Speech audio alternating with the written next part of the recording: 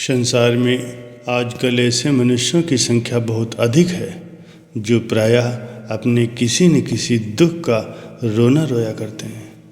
कितने ही लोगों की बातों से तो ऐसा जान पड़ता है कि संसार में उनसे बढ़कर कोई दूसरा दुखी है ही नहीं। ऐसे लोग वास्तव में अपनी ही अवस्था पर ध्यान दिया करते हैं, दूसरों की हरकत पर कभी भी विचार नहीं करते। दूसरी बात यह है कि वे भूल तो स्वयं करते हैं पर अपने दुखों का कारण दूसरों पर डालते हैं।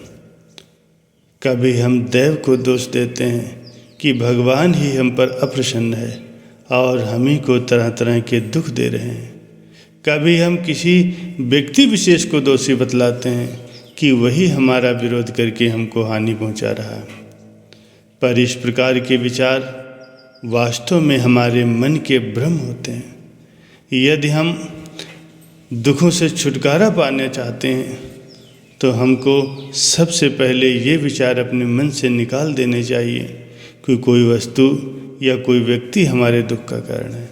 हमको भली प्रकार ये समझ लेना चाहिए कि हमारे कर्मों के लिए हमारे स्वयं के सिवा और कोई भी जिम्मेदार नहीं है, और हम जो कुछ भी दुख या सुख पाते हैं वो हमारे कर्मों का ही परिणाम है। प्रत्येक मनुष्य का जीवन सर्वथा उसके ही अधीन होता है। जो कुछ दुख या सुख हमें प्राप्त होते हैं उनसे कार्य कारण का एक विशेष नियम रहता है। दुखों का कारण हम स्वयं होते हैं। अगर मनुष्य जानबूझकर वहम, अज्ञान, भूल और अंधकार और दुख की कोठरी में समस्त जीवन बैठा रहे और दुख की शिकायत करता रहे तो क्या उसका दुख दूर हो जाएगा?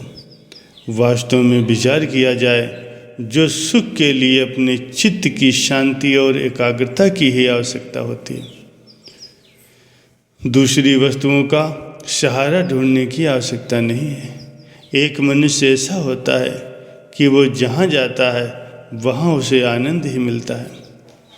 प्रत्येक वस्तु उसे सुख देने वाली प्रतीत होती है, प्रत्येक परिस्थिति उसको अनुकूल मालूम होती है।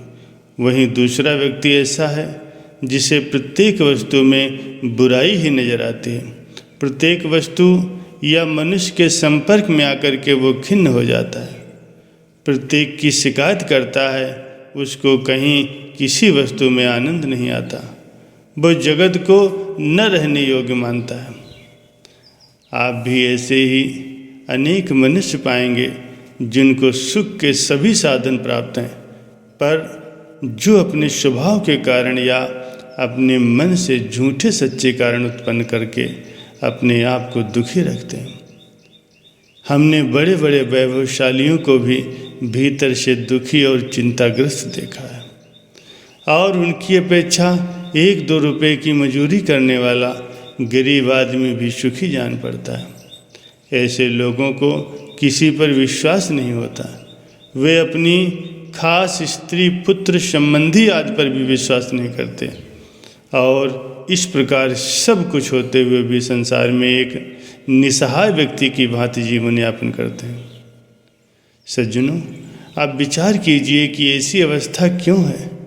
इसका कारण कोई अन्य नहीं वरन हमारी ही योग्यता या अयोग्यता होती है।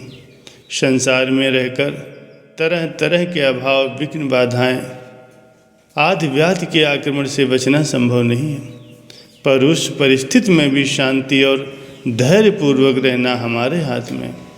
बाहरी वस्तुओं के आधार पर सुख की आशा रखने वाला अवश्य ही धोखा खाता है। इसीलिए सुखी रहना चाहते हो तो अपने आप पर, अपने मन पर अधिकार करना सीखो।